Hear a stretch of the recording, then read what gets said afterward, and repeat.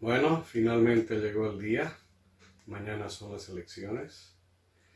Queridos bolivianos, queridos compatriotas, quisiera pedirles que me regalen unos minutos de su tiempo. Me llamo David Iturri. Vivo en el exterior desde mucho antes de que Evo haya subido al poder. Y creo que eso me da una perspectiva un poquito diferente a la que tienen ustedes, ya que de alguna manera me salvé de la maquinaria propagandística e intimidadora a la que fueron sometidos la mayoría de los compatriotas bolivianos bajo el yugo de Evo Morales, en el que ponía más dinero en la propaganda política que en la salud o en la educación. Lo que quiero que recuerden, y que probablemente ha sido borrado adrede en las mentes de todos los bolivianos que han estado sometidos a esa propaganda, a esa maquinaria que tenía Evo Morales, es de que el poder reside y siempre ha residido y siempre va a residir en todos ustedes. Ustedes tienen el poder. Sin importar a quién elijan, ustedes lo delegan, pero siempre tienen ese poder. Ustedes son dueños de la patria, son dueños de todos sus recursos y tienen que ustedes tomar conciencia de ese aspecto. Lo toman por hecho como que son los gobernantes, quizá nadie es dueño de una carretera, que es el gobierno que maneja, o de una compañía que está manejando el Estado como yacimientos. Todos y cada uno de nosotros somos dueños y hemos delegado con un voto la última vez, y esta vez vamos a hacer lo mismo, para que manejen para que manejen el Estado, manejen los recursos en nuestro mejor beneficio, no es a beneficio de los políticos.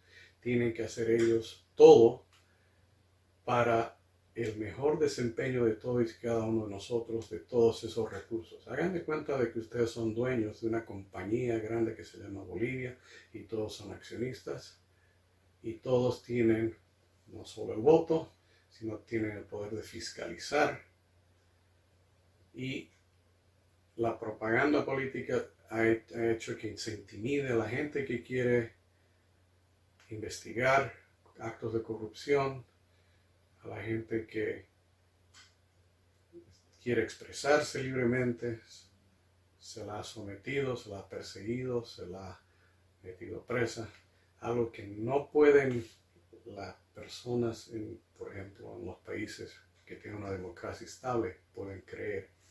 Es de que una persona, simplemente bajo una pequeña sospecha, la meten presa y dicen que para que se presente a los juicios, etc., la tienen presa por 9 años, 10 años.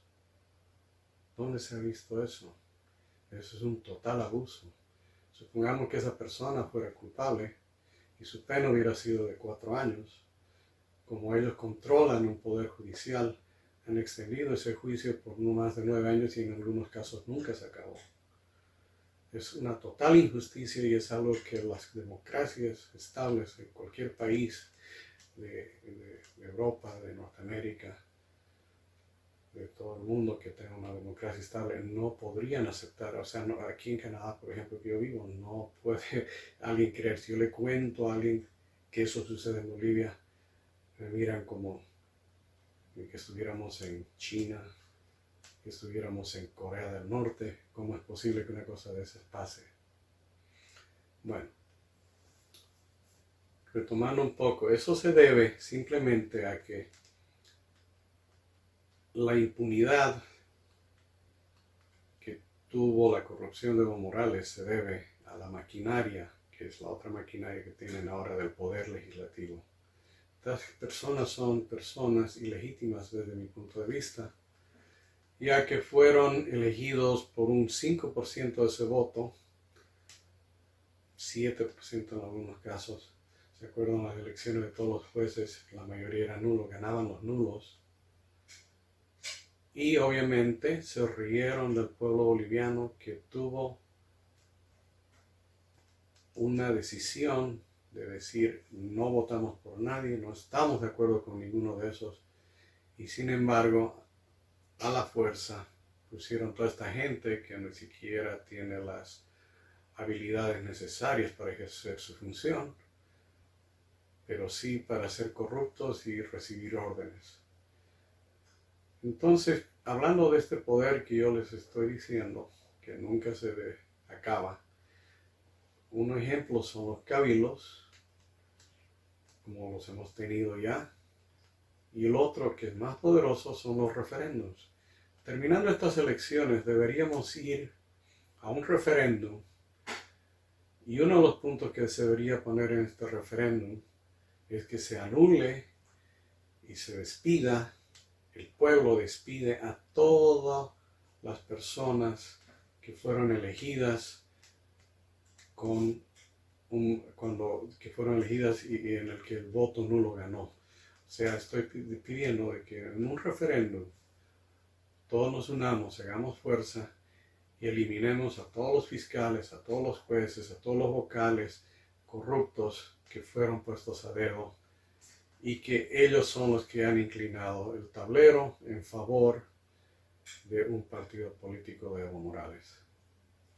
Esto no puede ser, pero tenemos la herramienta y tenemos que, después de estas elecciones, movernos en ese aspecto. Y obviamente van a haber otros puntos más que ustedes en su creatividad pueden ayudar a que se pongan en el mismo referéndum, que pueden ayudarnos a tener una verdadera democracia. Hay gente que puede sugerir que se vuelva quizá a la anterior constitución. No sé, realmente yo no soy político, estratega ni nada de eso, pero yo me imagino que hay gente que tiene mucho más capacidad y que puede ver y que todos podemos discutir y opinar qué es lo mejor que podríamos hacer para volver a una democracia verdadera y desmantelar toda esta maquinaria corrupta que favorece al MAS. No solamente tenemos que deshacernos del MAS, tenemos que deshacernos de toda su maquinaria. Su maquinaria es la más peligrosa y es la que nos mantiene ahorita en esta votación que no deberían estar en las papeletas. Ahora, hablamos de que algunos ya tienen decidido por quién votar. Yo solo les pido que simplemente tengan en consideración antes de hacerlo. Y voy a ir un poquito a hablar lo que es para mí una guía. Y es, todos desde que somos niños sabemos lo que es el bien, sabemos lo que es el mal. Y siempre hemos estado conscientes de eso. Muchas personas en la vida normal, no política necesariamente, podemos darnos cuenta de cosas, errores que cometemos. Y lo más natural que pasa en una persona es quizá echarle la culpa a otro antes de asumir su responsabilidad, su culpa. Eso es algo que tenemos todas las personas, pero que empieza así, a movernos hacia el lado del mal. Cuando elegimos lo que no es correcto y elegimos la conveniencia. Yo les pido que cuando vayan a votar en su corazón vean y decidan si lo que están haciendo es lo correcto o es lo conveniente. El uno va con el bien, el otro va con el mal. Yo también les pido de que tengan fe. Hemos estado sometidos al miedo. Hay mucha gente que vota el miedo. Uy, que si no votas por este va a pasar esto. Simplemente el miedo es una falta de fe. Cuando uno tiene fe, puede tener miedo, pero le da el valor. Y hace las cosas con amor. Cuando uno hace las cosas con amor, no puede hacer nada mal. Y el miedo y el amor son los dos polos opuestos. Alguien va a decir quizá, no, el amor y el odio. No. El odio simplemente es una falta de amor, una falta de total carencia de amor. El miedo es una emoción muy fuerte y está en nuestro ser porque es la que nos ha permitido la sobrevivencia. Por ejemplo, el miedo al fuego, el miedo a las víboras quizá, a los animales feroces cuando estábamos quizá evolucionando, que nos alejaban del peligro. Simplemente era una herramienta para alejarnos del peligro, pero mucha gente ha utilizado esa herramienta del miedo en beneficio propio. Y eso solo se vence con el amor, con la fe. Entonces, háganlo por amor a su patria. Ese es el amor que les pido. Lo que hagan mañana, cuando vayan a votar, háganlo por amor.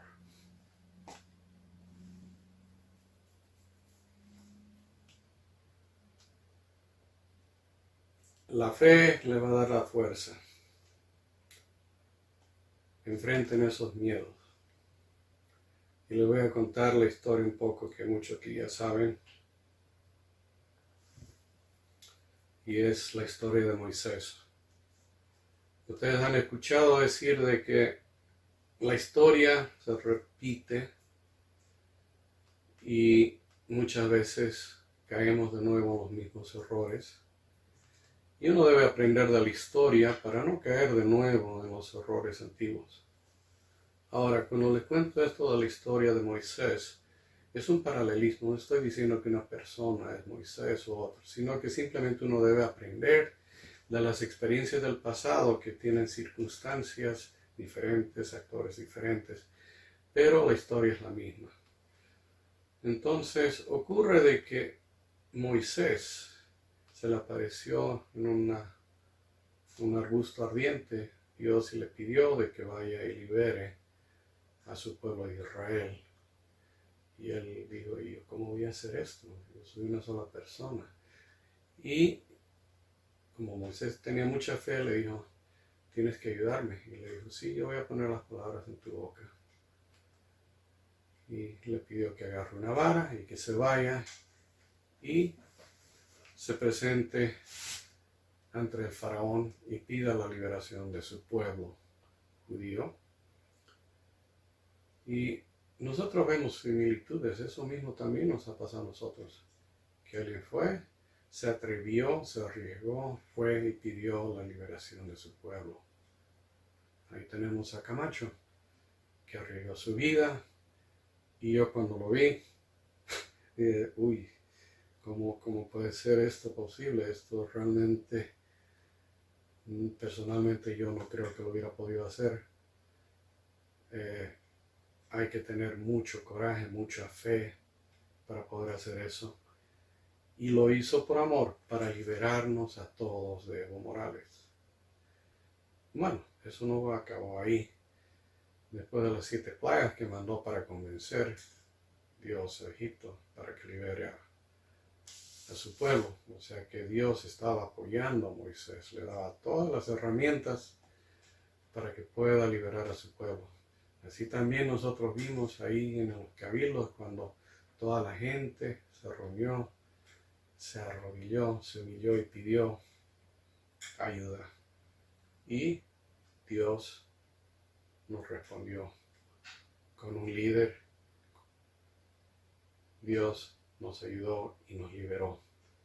Pero al igual que pasó después de que liberó a Moisés, cruzaron, partió las aguas, cruzaron y les dio los mandamientos. Se subió Moisés al monte Sinaí y cuando volvió, la gente había perdido la fe. Moisés se enojó, rompió las tablas que le había dado Dios y dijo, estos no merecen. Pero después se arrepintió y pidió de nuevo a Dios que los ayude y volvió y una segunda vez le dio de nuevo las tablas. Entonces Dios hizo un trato, un covenant que le llaman, con todo su pueblo, y lo que pedía estaba en esas reglas, en las tablas. Y simplemente nosotros, la gente del pueblo de Israel, tenía que amar a Dios, seguir sus preceptos, no perder la fe, y se dedicaron a vagar por el desierto, y la gente fue perdiendo fe, pero cuando les faltaba comida, llovía maná, cuando les faltaba agua, brotaba agua de las piedras, y el pueblo siguió siendo ingrato. Crearon un vellocino de oro como un dios, y se pusieron a alabar a este vellocino, y Dios se enojó y castigó al pueblo diciendo de que iban a vagar por el desierto 40 años y que no iban a ver la tierra prometida por esa falta tan grave, de que después de haberle dado la ayuda, después de haberle dado el alimento, comida, seguridad, este pueblo ingrato se puso a adorar a otro Dios que no era Él. No sé si nosotros estamos haciendo lo mismo. Yo quiero que reflexionen si hay personas que ustedes han perdido la fe y de pronto reconocen todos los regalos que nos ha dado Dios, y por conveniencia, por cálculo, porque creen que se favorecen, porque quieren tener control de la situación, están haciendo lo que hizo el pueblo de Israel. Y el final de la historia es de que Moisés finalmente llevó al pueblo a la tierra prometida, pero Moisés nunca pisó la tierra prometida porque estaba designado así como el castigo de Dios. Los descendientes del pueblo de Israel fueron los que llegaron a la tierra prometida. Toda la gente que participó en esta falta de fe, en esta ofensa a Dios, murió en el desierto y nunca llegó a la tierra prometida. Nosotros necesitamos una Bolivia y democrática, como si fuera una tierra prometida, libre de toda maldad. Y nosotros somos buenos para exigirles a los políticos de que hagan lo correcto, pero tenemos que empezar por nosotros. Nosotros tenemos que empezar a hacer lo correcto, y tenemos que empezar a hacer lo correcto a pesar de lo inconveniente que puede ser a veces, por el bien de todos, por el bien de la patria. Entonces yo les pido que reflexionen, y mañana cuando vayan a votar, antes de ir, se arrodillen, pidan iluminación a Dios, y que ustedes en su corazón hagan lo correcto, lo que debe hacerse. Y de esa manera yo creo que tenemos la mejor oportunidad de tener una Bolivia libre, democrática y con reglas justas para todos. Bueno, muchas gracias por el tiempo que nos regalaron.